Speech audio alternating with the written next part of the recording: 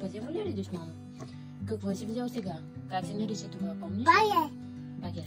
Паска. Къде ще сложиш багера? Там. Да. Сега ги спрехай, твоята задача е да ги намериш в пълнежа. Виж?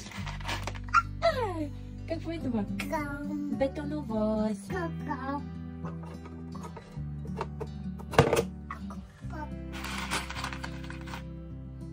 Това е мотокар. Той къде е? Там. Там. Сега искаш да играем на игра. Аз ще ти казвам думата и ти там трябва да изсипиш пълнеж.